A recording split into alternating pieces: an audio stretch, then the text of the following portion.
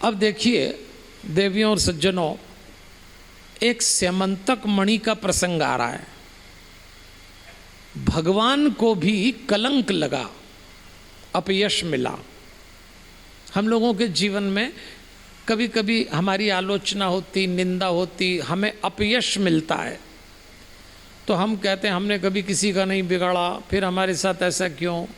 अब देखो भगवान को भी कलंक लगा। द्वारका में एक सत्राजित नाम के सूर्योपासक थे, सूर्य के भक्त। सूर्य देव ने प्रसन्न होकर उनको एक मणि दी। मणि का नाम था स्यमंतक मणि। वो 20 तोला सोना रोज उगलती। उसके पास बहुत धन आ गया।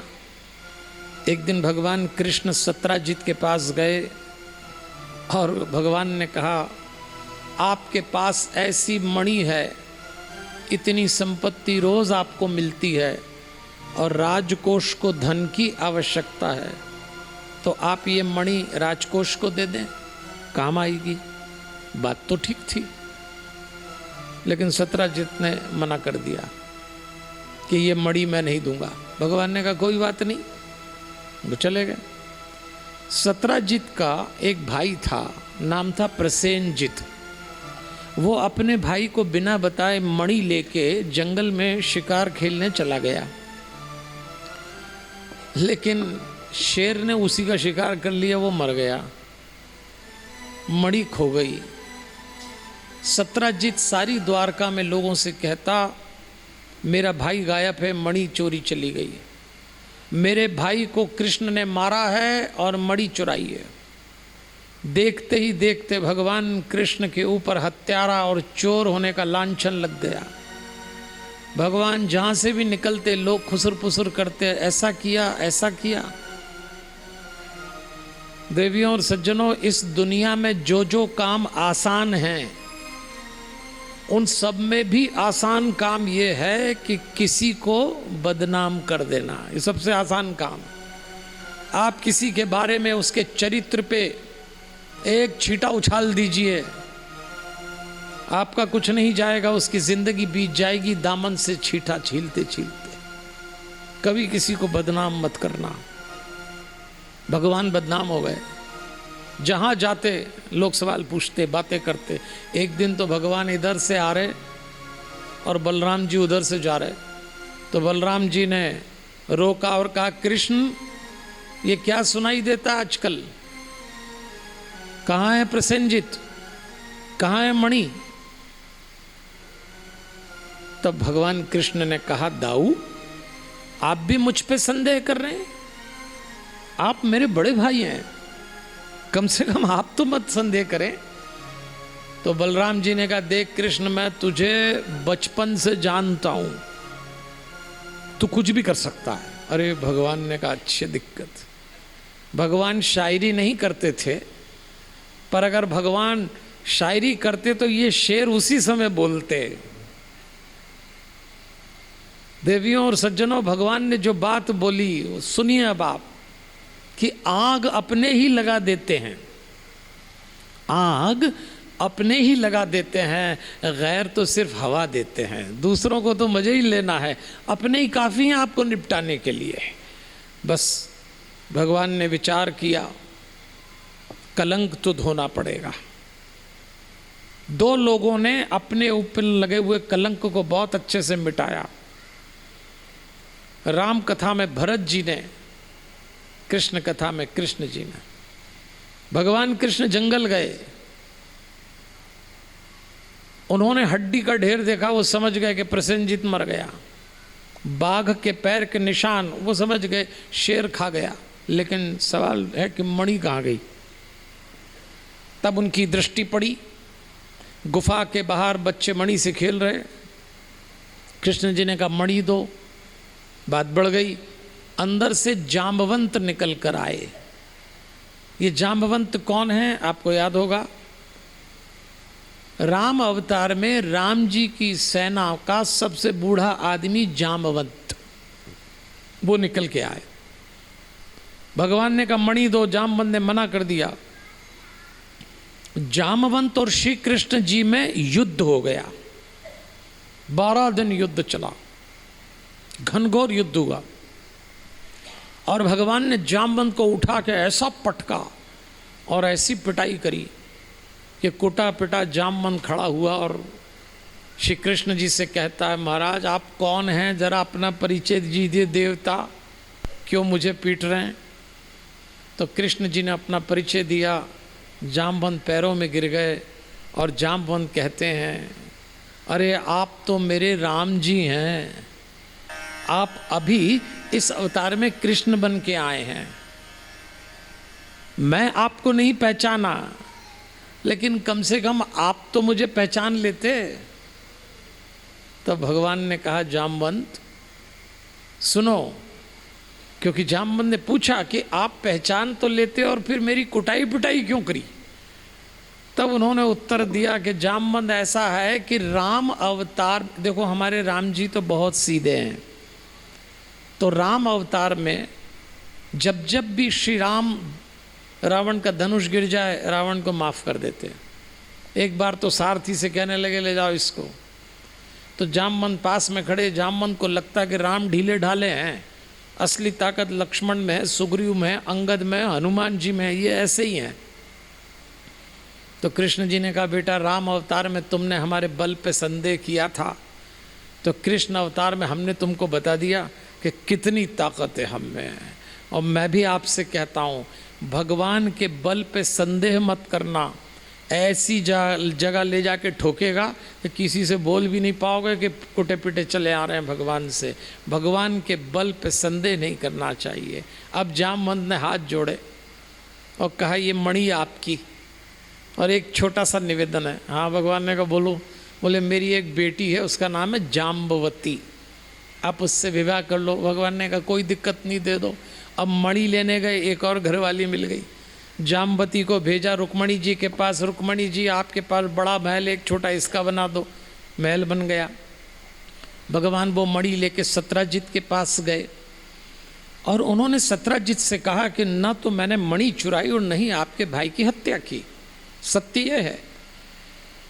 सत्यजित को बड़ी ग्लानि हुई, तो सत्यजित ने भगवान से कहा, मणि आप रख लें और एक मेरा निवेदन है। हाँ बोलिए। बोले, मेरी एक बेटी है, उसका नाम है सत्यभामा, आप उससे विवाह कर लो, मणि दहेज में दे देता हूँ। भगवान ने कहा देखो दहेज का चक्कर हम नहीं पालते, कन्या जरूर दे दो। अब भगवान का तीसरा विवाह हुआ। भगवान ने रुक्मणी जी से कहा एक और आई, एक महल और बनाओ। रुक्मणी जी ने व्यवस्था कर दी, पटरानी थी। अब धीरे धीरे भगवान की गृहस्थी आगे चलती है। यहाँ भगवान को सूचना भी मिल रही है कि मेरी बुआ के बेटे पांडवों को जलाकर मारने का प्रयास कौरवों ने किया। तो भगवान श्री कृष्ण हस्तिनापुर जाते हैं, कभी यहाँ आते हैं, कभी अक्रूर को भेजते हैं, लगातार भगवान का आना जाना बना रहता है। आइए, भगवान के 8 प्रमुख विवाह हुए। भगवान का देवियों और सज्जनों चौथा विवाह हुआ कालिंदी देवी से। भगवान का 5वां विवाह मित्रविंदा नाम की राजकुमारी से हुआ। और मित्रविंदा कहाँ की राजकुमारी थी? विंद और अनुविंद नाम के राजकुमारों की बहन थी। और ये लोग कहाँ के राजा थे? उज्जैनी के। उज्जैनी को आजकल उज्जैन कहते हैं। और उज्जैन वो जगह है जहाँ से मैं आया हूँ, मैं उज्जैन में ही रहता हूँ। भगवान श्री कृष्ण का एक ससुराल हमारे यहाँ है। भगवान हमारे दामाद हैं हमारे नगर के, इसीलिए अपने दामाद की कथा सुना के हमको बड़ा आनंद आता है। तो भगवान लेके गए। देखो, भगवान 2 बार उज्जैन गए। एक बार तो सांदीपनी जी के आश्रम में पढ़ने गए और दूसरी बार एक घरवाली लेने गए। आजकल ऐसा होता है, बच्चे जहाँ पढ़ने जाते हैं, जाते अकेले, आते 2 हैं। तो वो भगवान के टाइम भी जहाँ पढ़ने गए वहीं से एक घरवाली लेके आ गए। तो अब भगवान का 5वां विवाह हो गया। भगवान का 6वां विवाह सत्या, 7वां विवाह भद्रा और 8वां विवाह लक्ष्मणा नाम की रानी से हुआ। पर ध्यान दीजिए, आपके मन में ज़रा सा प्रश्न चल रहा है, आखिर इतने विवाह क्यों? हर राजकुमारी ने भगवान को संदेश भेजा कि हमारा विवाह हमारे घर के लोग बलात् ऐसे व्यक्ति से करा रहे हैं जिसे हम पसंद नहीं करते। हम आपसे निवेदन कर रहे हैं, आप स्वयंवर में आइए और हमें जीतिए। तब भगवान के 8 विवाह हुए। मैंने आपसे कल भी कहा था देवियों और सज्जनों, श्री कृष्ण जी की लीला समझने के लिए 2 दृष्टि है। व्यवहारिक दृष्टि से देखेंगे 50 सवाल खड़े हो जाएंगे, ऐसा क्यों किया, ऐसा क्यों नहीं किया। आध्यात्मिक दृष्टि से देखेंगे 100 उत्तर मिलेंगे। एक प्रश्न बहुत लोग करते हैं कृष्ण जी के लिए कि उन्होंने 16,100 रानियों से विवाह क्यों किया। 8 तो ये कर लिए, लेकिन हमें मालूम होना चाहिए।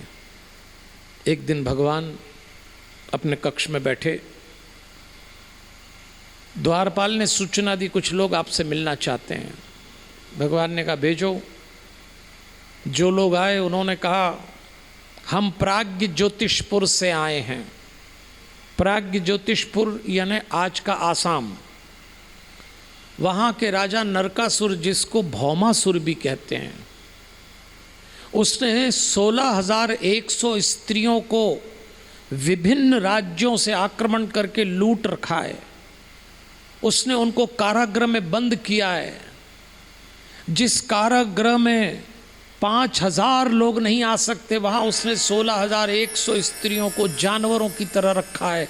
प्रतिदिन उनका शोषण करता है, अत्याचार करता है। महाराज, कोई बोलने वाला नहीं है, आपके पास आए हैं।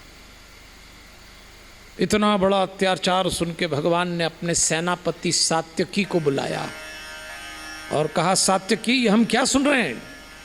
आक्रमण की तैयारी करो, प्राज्ञ ज्योतिषपुर पे आक्रमण करेंगे। सात्यकी ने कहा, महाराज संभव नहीं है। एक तो वो हमसे बलवान है, और दूसरा इस समय द्वारका में दाऊ नहीं है, बलराम जी नहीं है।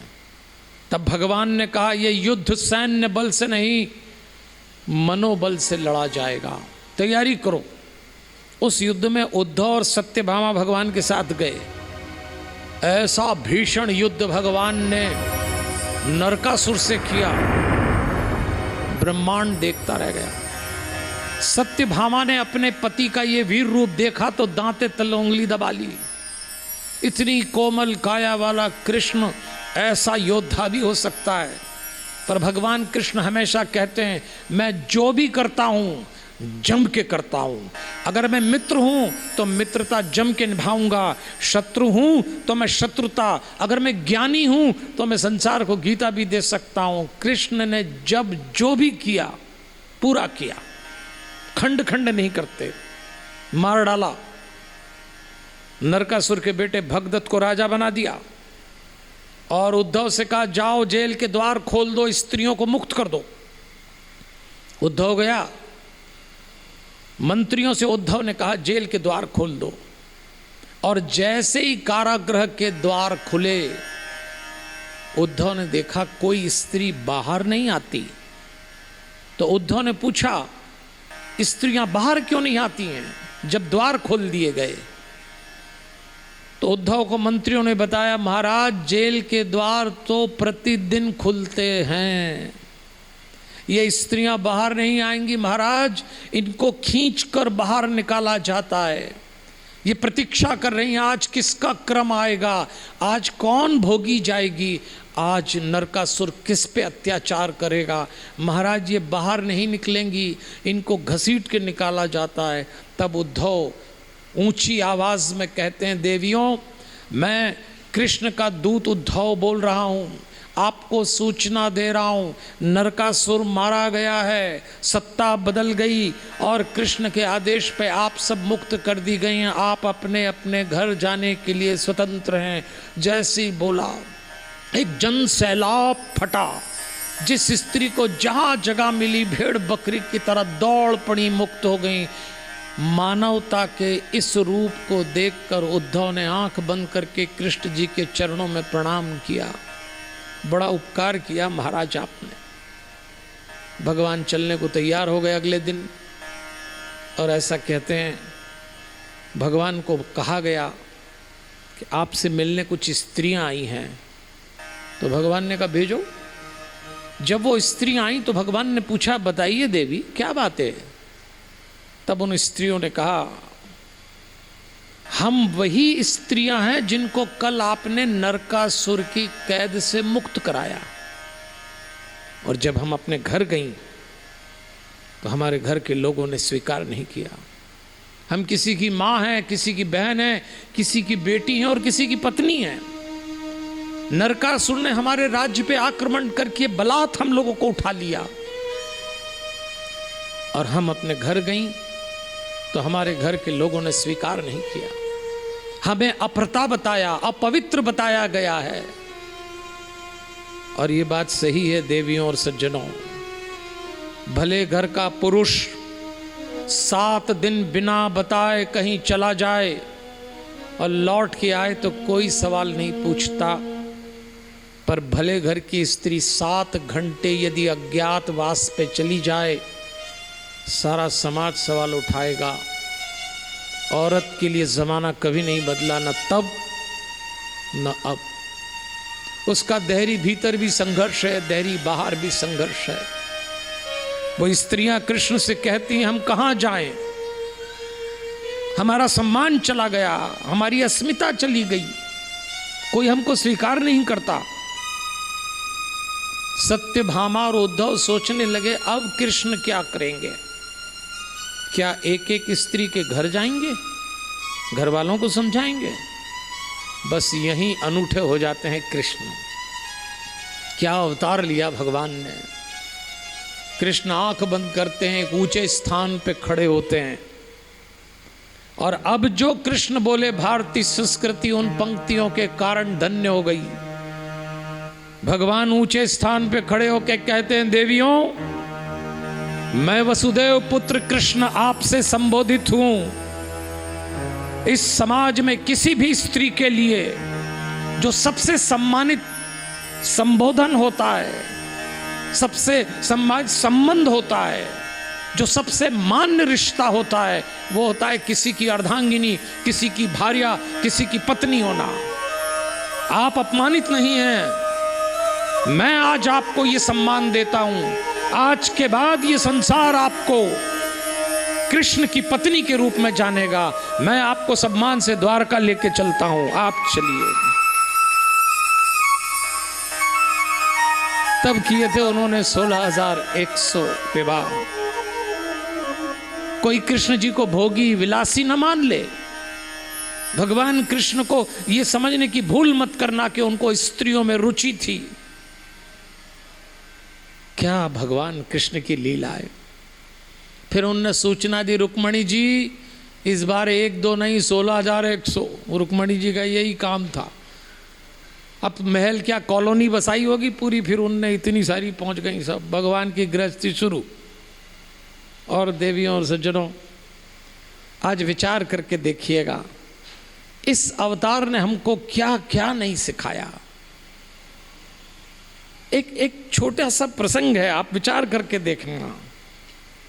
भगवान श्री कृष्ण का एक भी विवाह शांति से नहीं हुआ, एक भी। सब में ही पंगा हुआ कुछ न कुछ। हम में और कृष्ण जी में यही फर्क है।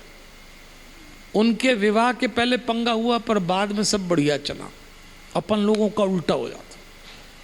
अपना पहले अच्छा चलता और बाद में।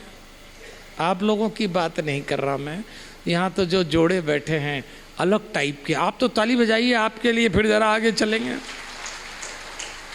आपकी बात नहीं कर रहा हूँ, लेकिन ऐसा है। थोड़ा विचार करके देखना आप।